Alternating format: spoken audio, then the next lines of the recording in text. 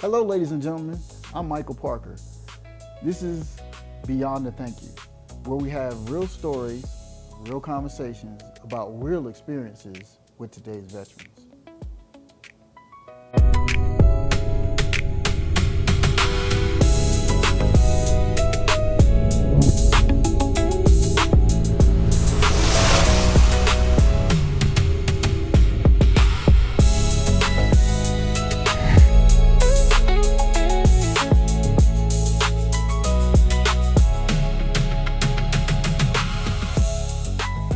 All right, ladies and gentlemen, welcome back. Welcome back to another series episode of Beyond the Thank You.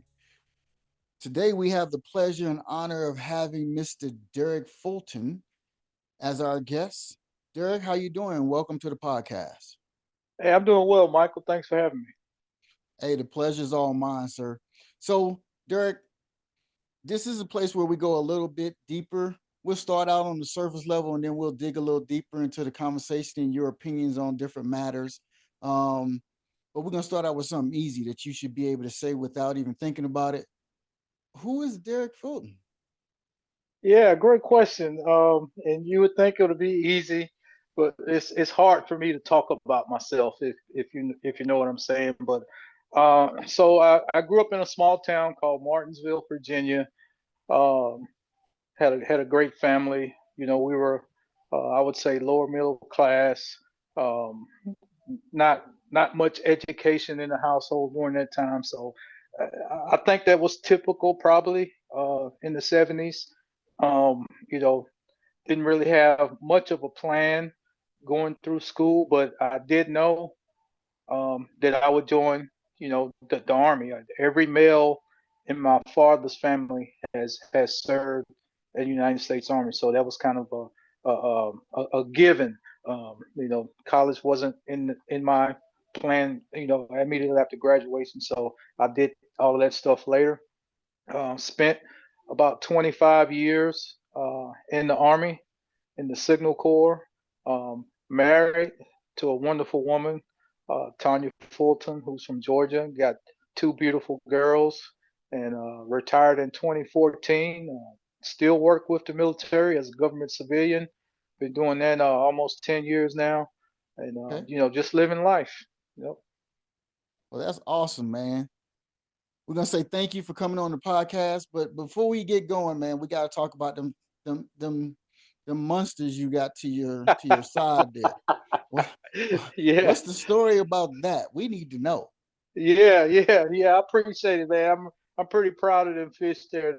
Those are it's actually three of them. I don't know if you can see all three of them, but those are three crappie that I caught a few years ago at a place called Santee Cooper in South Carolina, and they're all over 3 pounds, which is ginormous for a crappie. Um, I've been fishing my entire life. My dad was an avid outdoorsman, and I was his only son, so every time he went, I was there too, and it just stuck with me. Kept me out of a lot of trouble, I think. In fact, I know it kept me out of a lot of trouble. Many, Yeah. many, many Saturday mornings, and actually the whole day Saturday, I was either fishing or hunting. Definitely enjoyed fishing a lot more. Hunting is a little cold in Southern Virginia, so Yeah, yeah. yeah, that's my one and only hobby, and I'm all in on it. I fish tournaments as well. I've been doing that over 20 years and fairly successful. Did a couple TV shows, and one thing that I do that I'm pretty proud of. For this year was my seventh year doing it. I do an annual veterans fishing tournament. Oh, It's where wow. yeah, we get 25 veterans, and I have 25 of my friends. We all have boats, and we take them out for a complete day of fishing. And I tell them guys, I was like, look, I know there's a lot of other services that support veterans, but we want to support the veteran, not the service. It's perfectly fine to support the services, but I want to get to the tip of the spear, and I know that tip of the spear is that veteran. So it makes me feel. I look forward to it every year. We have it around April. This year we did it in early May, and it's a great event, and we have a great time. Man, I'm sitting here just smiling because that is something that hits my heart. Yeah, Um, just a little bit about me. I wrote a book. It's called "Don't Thank Me for Your Don't Thank Me for My Service. Allow Me to Explain."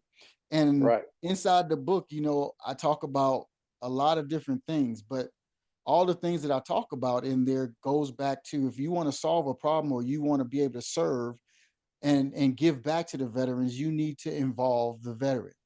And right. what you're doing right now with your fishing tournament is directly involving the veterans. And Absolutely. I couldn't give you more adulation, that's the word I'm gonna use, than Hmm. than the fact of me just smiling. Right. It's making me smile because I'm so proud, and that's great. Well, I Um, appreciate it. hey, the pleasure is mine. You are definitely doing something that is different. And you know, as we go through these podcasts and we talk to different veterans, every time I talk to somebody, I get a different story. And Right. there we all have a separate story. Um, I retired as a first sergeant, and when I Hmm. retired, you meet a whole lot of different people, and the first thing you usually ask them is, "Hey, where you from?" You want to know Right. their history. You want to know their story. And right now you're sharing your story with us, and so far, and we just started. Yeah. You got me captivated already. So that's Great. good, man. All right. So, like I told you, I wrote this book, and I told you the title of the book. The reason I wrote the book is because people used to say thank you for your service to me a lot, even when we was in uniform. But Yeah. this book is primarily about transitioning from the uniform to actually going to being a civilian. Um, so when I was a civilian, you'd hear it in airports. When somebody see your ID card or you see like your fresh cut and your mannerisms, and they'd be like, "Oh, you service member?" And you'd be like, "Yeah." And they say like, "Thank you for your service." And I started feeling a certain kind of way. So have you ever experienced that, or what do you get when people say thank you for your service? Well, I live in a military town right outside of Fort Gordon.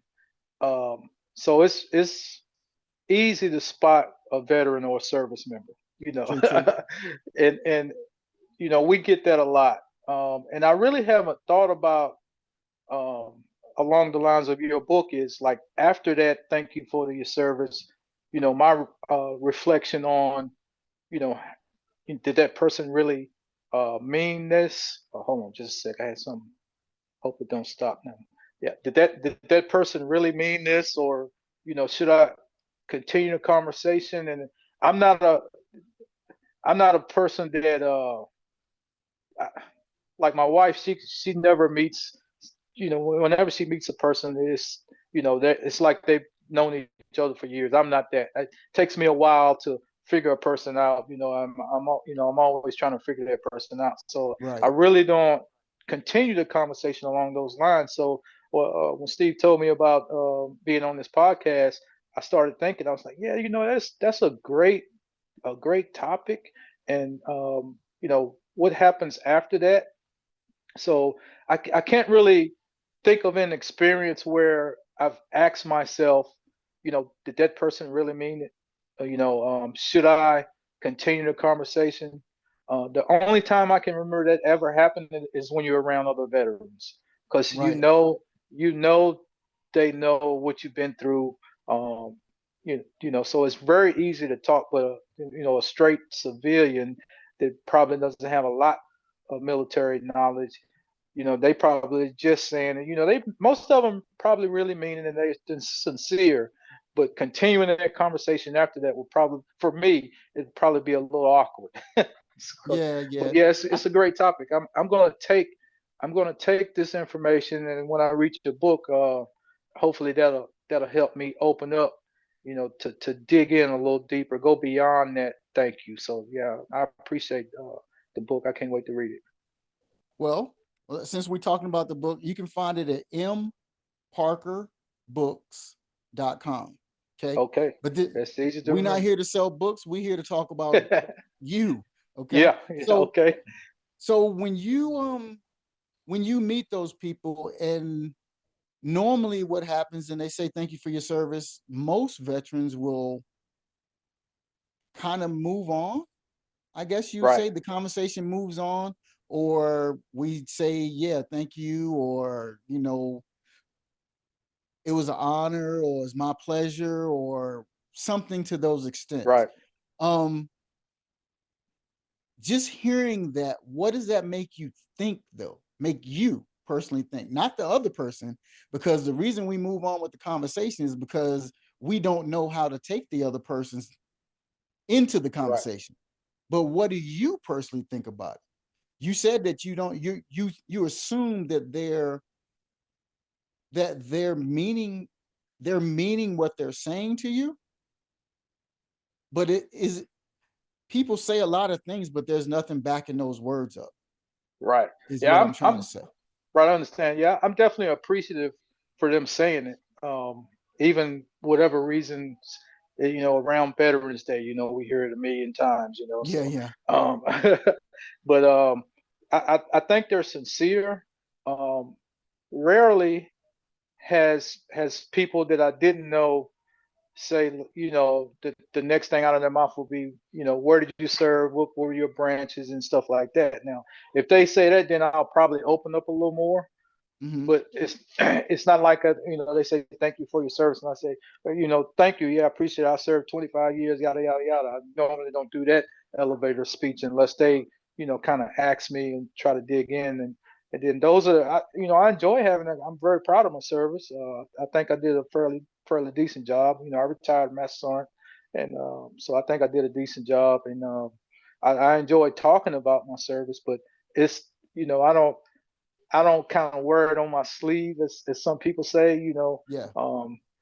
but I'm definitely proud of it, and I'm appreciative when people say thank you for your service too. You know that most of us service members, even active duty, we have this thing, like you said, when you talk to another person that was active duty or or veteran, you can you kind of have an understanding. There's a bond. Right, That bond, absolutely. it doesn't matter what your MOS is. There's a bond because you both been through something. You Right, know, um, in my unit, we used to say you're not part of us until you go through something with us. right. No matter what that is, it can be a field problem, it can be, a ruck march, it could be a run. I don't care what it is. You Yeah, ain't down till you down, yeah, if you know yep. what I'm saying. I So absolutely know what you're saying. Yep. so that camaraderie ship that we have also puts us in a position where we can't find everything that we want. So Mm. part of my thing that I talk about in the book is, there's a lot of things out there that veterans have accessibility to, but they don't know about it. How was your transition from military to civilian? So, great question, and I think every veteran needs to get asked this question, at some point. Um, Overall, I would say my transition was smooth, Okay. um, because I retired out of Hawaii. Before I came back to the states, I had a job already lined up. Oh my goodness. Still, yeah, it was a truly blessing. Still dealing with soldiers and military, so the hardest thing for me, and it's pretty funny now I think about it. I was one of them old mean old drill sergeants. I did that for three Okay. years, and so I was always in the correction training mode. Okay. And I'm sort of still am, but it's taken me years to get out of it. So whenever I would see, we got AIT here, Advanced Individual Training. I guess they still call it that, but so you see a lot of soldiers this maybe need a little correction. Right. So Right. I was the civilian with the beard and gained a little weight. That was well. I go to the PX if I see a soldier that need to be corrected, I would correct them, and I would correct it loud enough so everybody around him could learn from it. Oh my We goodness. don't call that yelling. We just call that I'm talking loud enough so everybody around you will learn from this. Right. And then one of my mentors who had been retired for years, he was like, hey, Derek, you got to give it up, man. You got to let these other young NCOs take care of this. And I was like, yeah, I know, man. They tell you that during transition. And when I got the gig, they was like, yeah, just lead the soldiers. And I said, man, that's real hard for me to do, man. So that, mentally, that was one of the toughest things for me to do, being around this environment. But I actually truly believe that the way my mentality is, that I couldn't be successful working outside of the military. I've been doing it since I was 17, and I know how the military operation works, and I'm familiar with it, and I'm comfortable with it. And if I was to get a straight civilian job, let's say at a bank somewhere, that that you're probably not going to be working with any veterans, I think it'll be difficult for me. So I'm blessed to have a gig where I'm still around military people and I'm able to mentor young people, which I absolutely love to do. And I'm still in the training mode all the time, but that little correction and that little drill sergeant mentality, I'm almost out of it, but every now and then I put that brown round back on just to make sure I still got it. That's crazy that you say that. I talk about that in the book as well. Oh, okay. So when we transition, the stigma on the civilian side is we are what you say you were. Right. We are strict. We are by the book. We are loud. We are, if you're doing something wrong, we're going to call you out and correct you on the spot. Hmm. Um, that is the stigma of the civilian population. That also, like you said, could be a turnoff Yes. for the civilians. And like you said, and you're fortunate enough to be in around that environment that you can still every now and then show what you are or what you Right. have become. But in the civilian world, that is something that is frowned upon. Yes. In fact, the first thing they told me when I finally joined the civilian world and started doing civilian jobs was, nobody cares what you were, right? We don't Yep. care what your rank was. That don't mean nothing. Absolutely. And and for me and for you as well, that is hard. You did Yep. 25 years, I did 27 years, and now I got this young cat that don't know nothing telling me how to be a leader, Right. telling me how I should treat other people, Right. telling me how I should mentor people. That's hard. It is. It is. How long did it take you to adapt? You say you still Yeah. in progress. Yeah. And I don't want to lose it. I don't want that to be trained out of me. Right, Because I know that deep down I'm not doing it for the wrong reasons. And I want to keep that mentality. I want it to be part of my character. So when someone mentions Derek Fulton's name, I want them to say, yeah, he was a squared away soldier, and he tries to be a squared away civilian, whether they like it or not. That's kind of what right. I want them to mention as part of my character. But yeah, it took a while for me to start overlooking things. Sometimes I would go to a senior NCO, one on one, kind of whisper, say, "Hey, man, this Joe need a little corrective training or something, to help him out. And I think they, the right people will take that information in and appreciate that little mentorship. I don't do it nearly as often as I used to, because the job gets pretty intense sometimes. Yeah. Sometimes you can't really, you just got to put that in the back of your mind, but and focus on the mission at hand. But yeah, it's difficult. I don't ever want to lose it. I'm a lot better than what I used to be. And doing something for that long, you can't expect it to just leave your mindset overnight. Right. But along those same lines, one thing, and I learned this before I actually retired, is the the day you take off that uniform is the day you become irrelevant to the army. You may be the best platoon sergeant, signal soldier, everybody depends on you, but you're going to be, before your retirement orders hit, your replacement is probably on the way. So, that machine is going to move on right without you.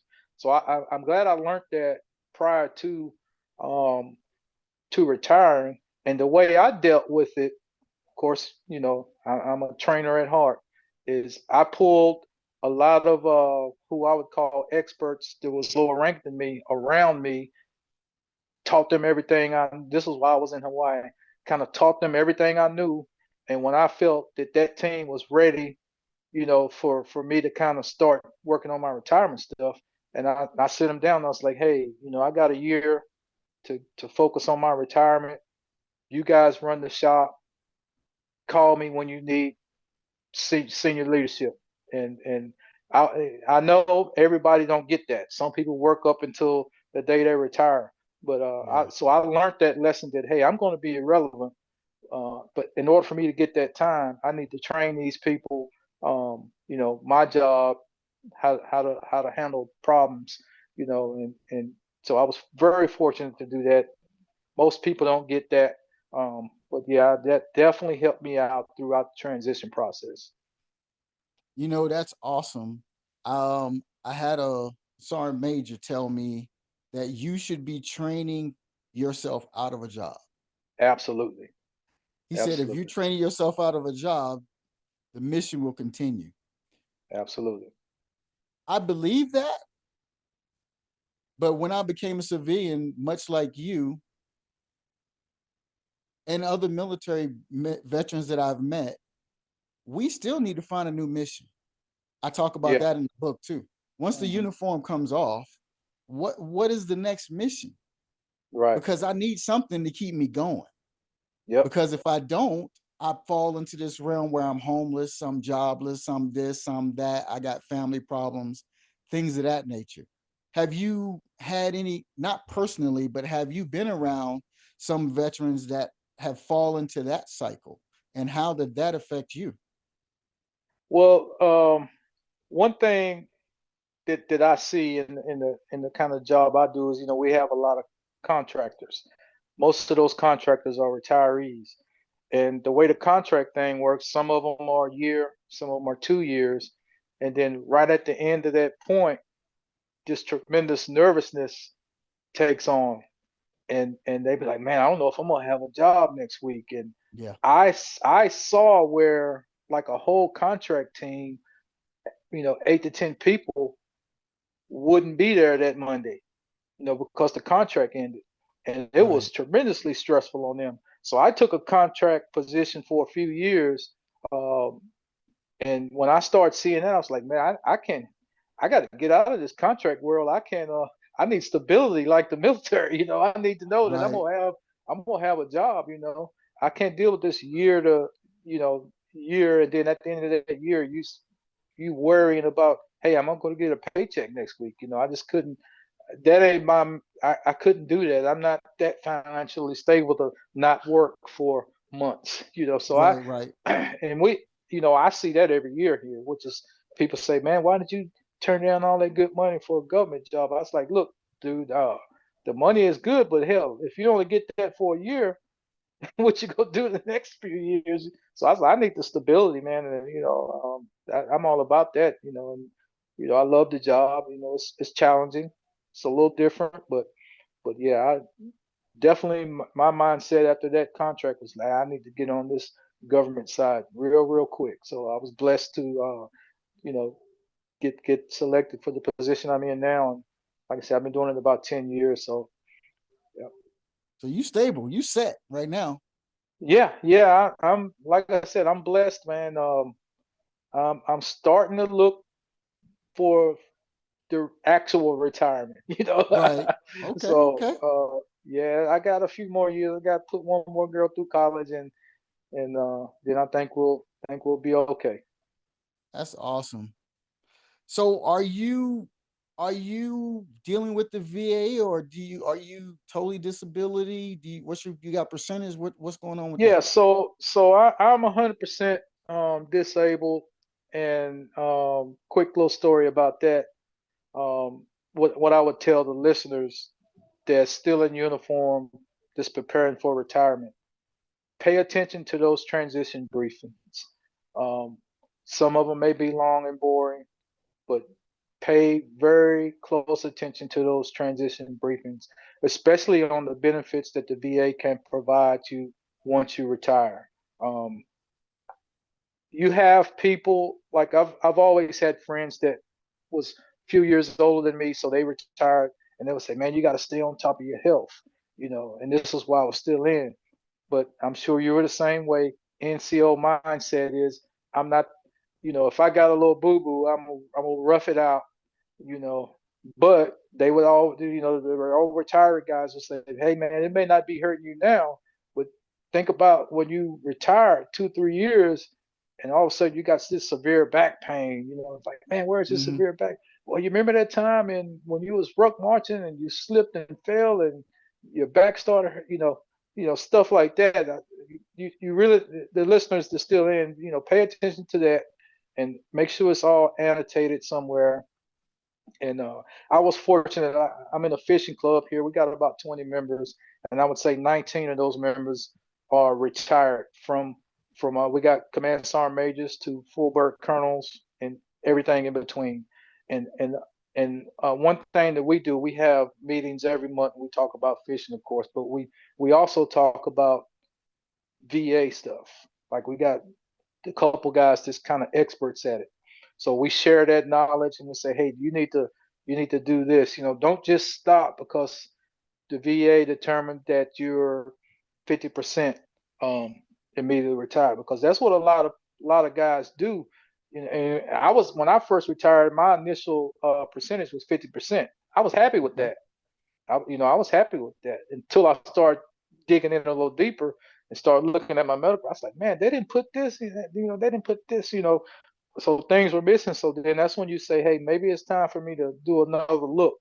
So it took me 3 looks to get to the 100%, and nothing shady. And I'm not telling anybody to do anything shady.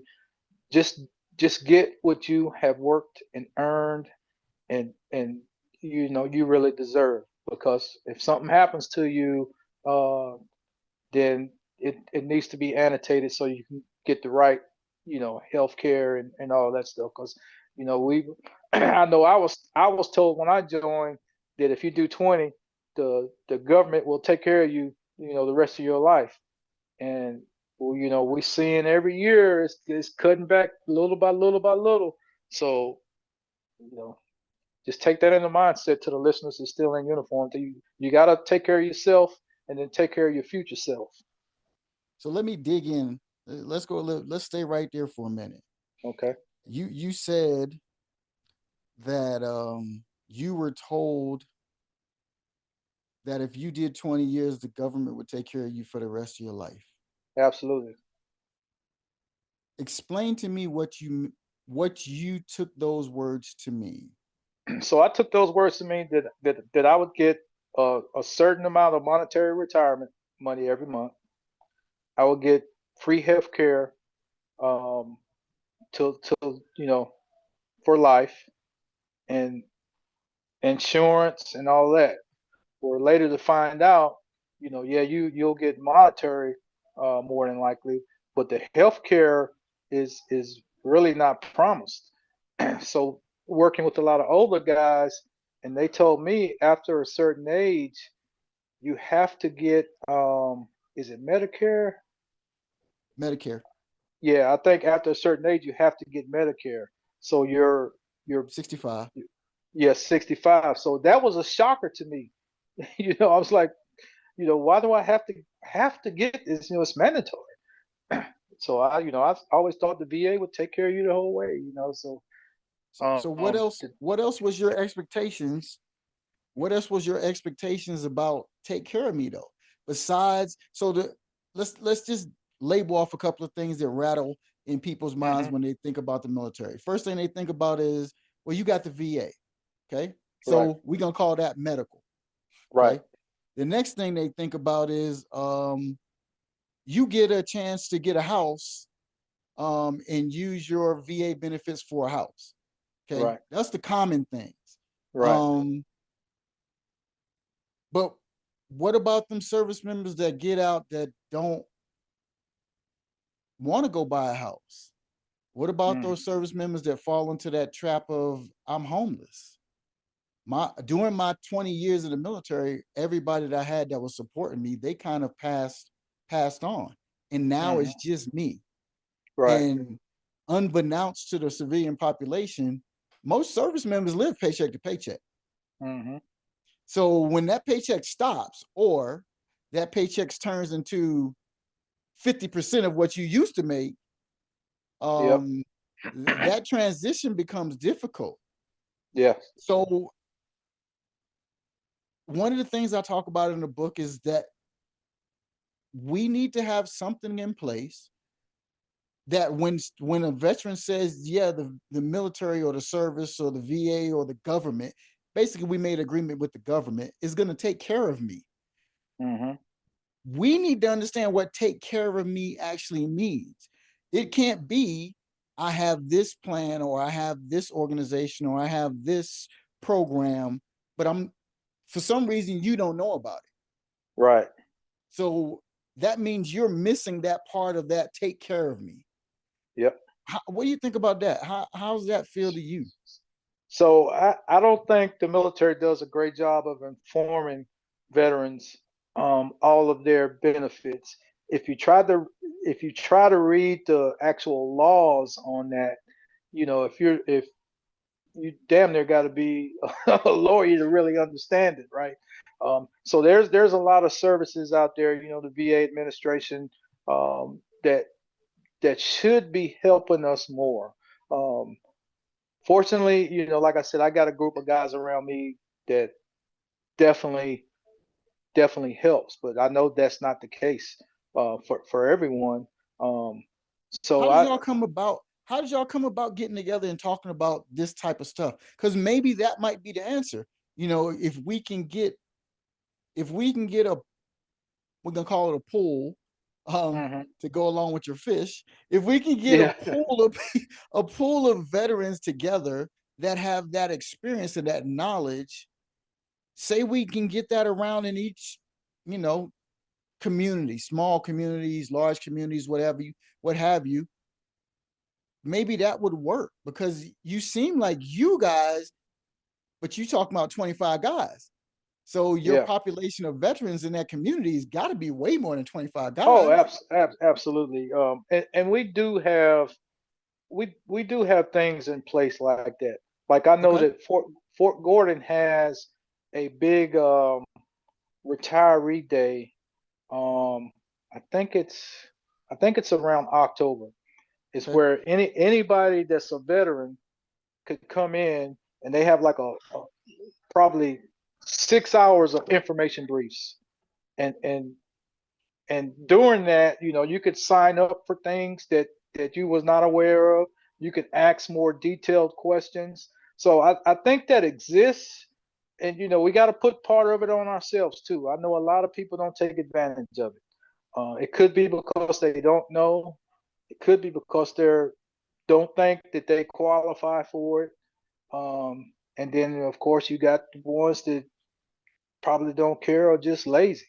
Um, Right. and that's unfortunate. but there are things like that. This is a military community, so it's maybe a little easier. But if you think about the veterans, like you said, that may be homeless, don't have internet, and all that stuff. So how do we reach the least of these is a challenge. Um, and I don't know how to fix it. Right, I right. just, I just do my little part, and if I see something that I think I can fix, I'll try to fix it. But I don't have the answers for that. We as Americans, we definitely don't do a great job of ensuring that all the veterans are getting what they deserve, or taken care of, and or at least knowledgeable of the benefits that's available to them. Because there's a lot. It could be more, but there's a lot of benefits that's available to veterans out there, and there's a myriad of reasons why either they don't know, um, they didn't get their information, or they think it doesn't apply to them. It's many reasons why. Okay, since you have this organization or this group that you're a part of, drop me one nugget. Drop me one nugget that you don't think everybody would know about. Huh. That's good. Let's see. Hmm. I think a lot of people like I was think that they don't deserve that additional look in their medical records. Okay. And I got some guys that I work with right now, and they still got this mentality is, well, I didn't. When you think of a disabled, some people when they think of a disabled veteran, uh, they think of it something physical all the time, something that you can see, like somebody in a wheelchair, maybe missing an arm or a limb, something like that. They go to So, extreme. Yeah, for sure. right. So they may feel, hey, I'm in, I think I'm in fairly decent health. So I don't want to take, they feel like they don't want to take uh, money or help from something that they feel like they don't deserve. So what my mentors tell me is, you don't make that decision. You know, Okay. you don't make that decision. Go through the process. Go see all the doctors that they tell you to see. They're going to ask these questions that you probably are not even thinking about. Especially mental health. Mental health is huge. I mean, it is a huge problem, and it ain't all got to do with being deployed to Iraq, Afghanistan either. Right. It could be as simple as, man, I'm away from my family for a year. I mean, mentally, that is tough. Especially if you are homebody, or somebody that ain't never been nowhere. So stuff Right. like that, you talk to the people, and they will say, hey man, you may not think you got an issue, but you got an issue. You need to get this checked out. I've had to do it. I know a lot of my partners had to do it, and I was in the mindset was, I think I'm in fairly good health, and after digging in, I was like, man, I really ain't. I really ain't as in good a health as I thought. So, Yeah. and it ain't all about just getting old. Getting old is part of it, but that running and being in the military, it takes a toll on your body, it takes a toll on your mental too. Blessed. Blessed. So let's dive a little bit into how your MOS in the military was what? Yeah, I was Signal Corps. So I was a 25 Echo when I retired, which is electromagnetic spectrum manager. Okay. So it was like in the IT world, Signal Corps world. So it wasn't one of those um, busting Dorian type jobs, shooting cannons and stuff. But Right. it was a great MOS, very very rewarding. Um, Are you so in that same field now as a civilian? I'm I'm on the kind of other side of it. Now I do electromagnetic warfare capability development, and Okay. I'm a science and technology advisor for that. So I go out and look at companies that developing capabilities to support electromagnetic warfare and spectrum management. So that's kind of what I do in my position now. You know, it's a desk job, little travel, but it's a lot of planning, a lot of dealing with senior leaders, briefings and stuff like that. So it's a cush job. It ain't How no. how how was your transition from active duty MOS to this new civilian job? You said you transitioned straight from Hawaii straight into a Yep, job. So yep, how was it? I mean, the hardest thing for me, and I say it all the time, was the first time somebody ever asked me, "What do you want to do?" I was yeah, combat arms, right. um, but some of us were fortunate enough, like yourself, to have a job that may be able to translate into civilian sector more easily. How was that transition for you? So let me tell you a little story about that. So while I was in Hawaii and I knew I was going to retire, I put my retirement paperwork in, and then immediately the stress hit Yeah, because I was worried, man, how I'm going to support my family back in Georgia with this minimum retirement pay. you My got that boys wife. in the you got that Oh, boys to men. The end of the road is coming. oh my goodness, man, I was stressed, man. And the way I dealt with the stress, great. I exercised a lot. I was running 6 miles a day, and Okay, I was getting up before PT, doing PT, and that was my time to think. And who wouldn't be worried during that time, right, right? right. It's If a you're major not worried, transition. oh, it was a major transition.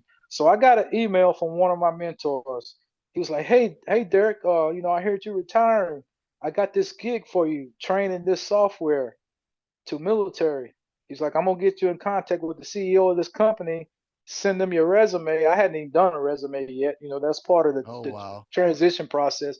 So I was like, "Yeah, man, give me 3 days. I'll send it to her." So I had went to the resume writing class, right? And you have to do an example resume, right? right. My example resume was my actual resume. So Oh I wow, sent it, okay.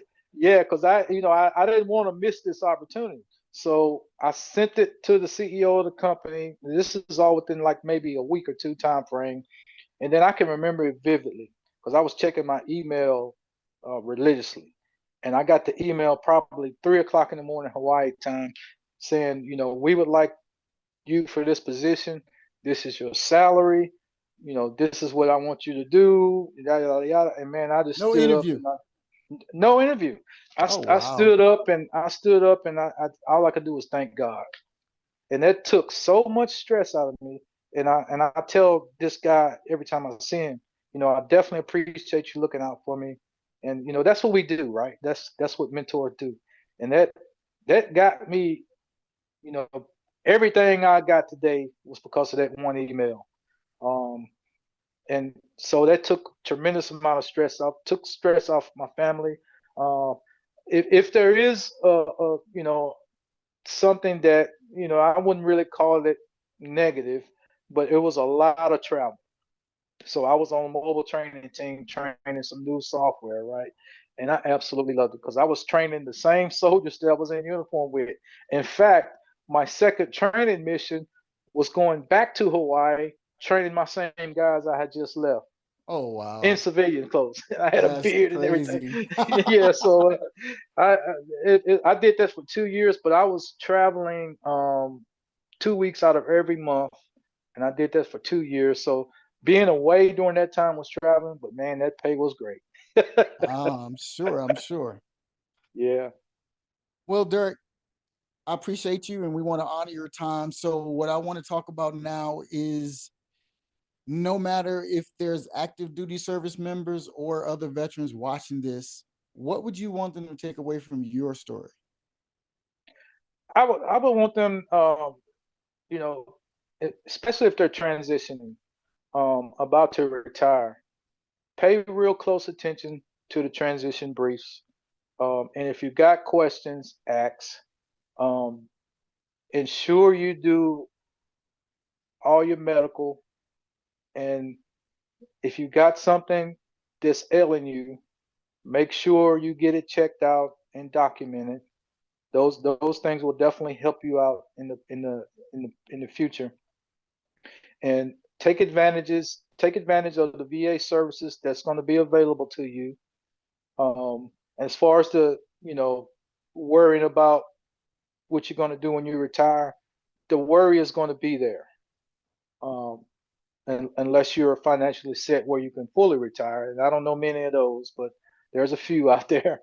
But I would say don't give up.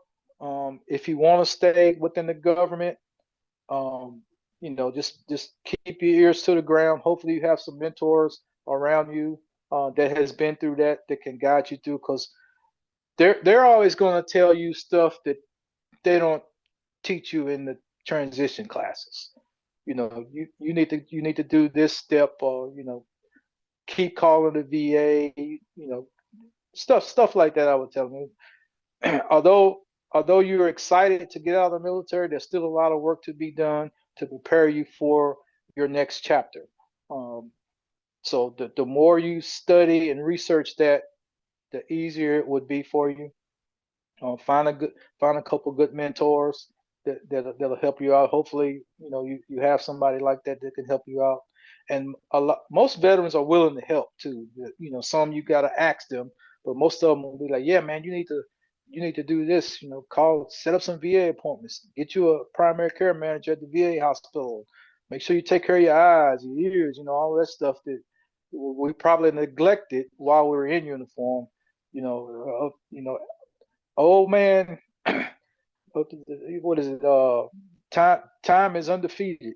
So Always. you pray that you get old, and with that age, some of those ailments that you didn't pay attention to is gonna come back to you. So, yeah, I would say that's probably the main things I would focus on. Well, I think you dropped a lot of little nuggets in here. One thing I heard was document everything. Yep, The next thing I heard is yep, network within your means, and use your resources to the best of your ability.